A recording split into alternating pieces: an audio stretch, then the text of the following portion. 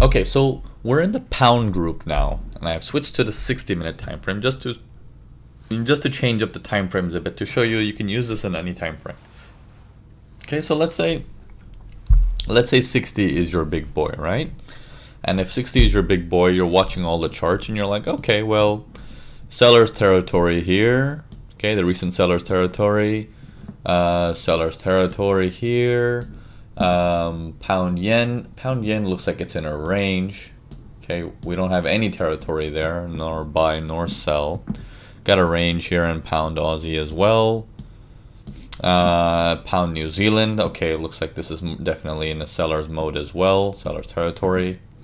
Pound euro pound, buyer's territory here because pound is on the opposite side. Okay, so that's understandable. Okay, so they're all saying pound is weak, right? Pound is weak across the board.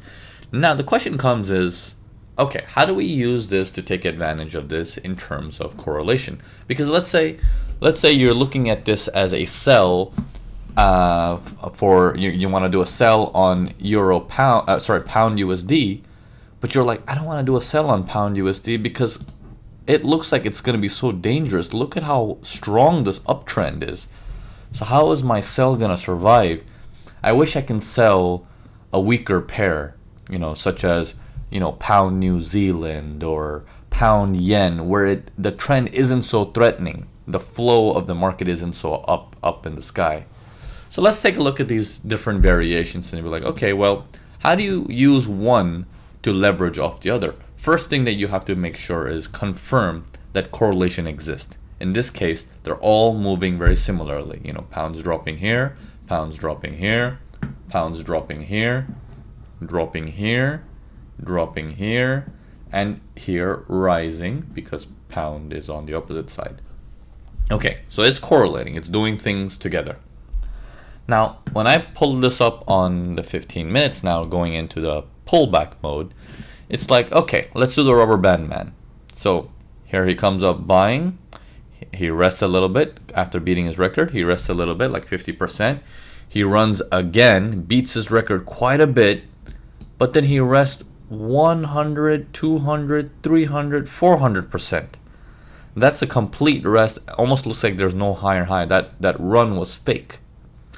Okay, once he runs and rests all that much, for us it's like, okay, I think the buyer is dead. Give me a pullback or give me his last run and I'll sell it. And he last runs and you're preparing for sells, but you're like, no. I know I want to sell it, but I know my risk is too high because this trend is extremely powerful. I don't know when these big boys are going to hit it. I want to stay away from this one. You can use these moments to time as well to say, how can I reduce my risk, increase my profits by finding pairs that happen at the same time? So in this particular case, when you're looking at this at 515, you got this trade right here. Okay, that's pound CAD. We got 515. You have this trade right here, which is the range pair, top of the range. Okay, safer. Range means both buyers and sellers are powerful, and we saw in the higher time frame that this one looks healthier. Okay, pound yen 515 puts you right around there. Okay, another safe place, top of the range, trying to sell to the bottom range. This one's already done. 515 for this one puts you right around there. Makes new lower lows and everything. This one is still working on it. Reached recent low so far. Euro pound 515 puts you at right there. Now, when you see this movement on euro pound, you're like, what is that? And what is that? How can I possibly take a trade after that? That confusion keeps people away. Okay, that confusion keeps people away.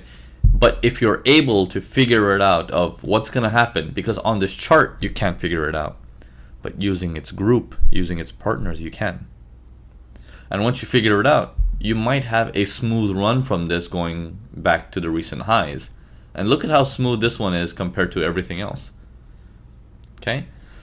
So some of the good ones that we see so far is euro pound. We see pound yen being my favorite one. The reason being, let me go back to the 4 hours and show you. Sorry, the 1 hour. Bad habit. Go back to the 1 hour to show you. Okay, so on pound USD, we were afraid of.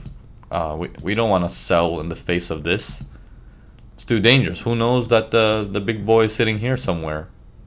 Okay, who knows? So we don't want to sell to that. Okay, we're gonna end up in the money spot. Selling here in an uptrend also. Excuse me. Selling here in an uptrend also, still quite risky.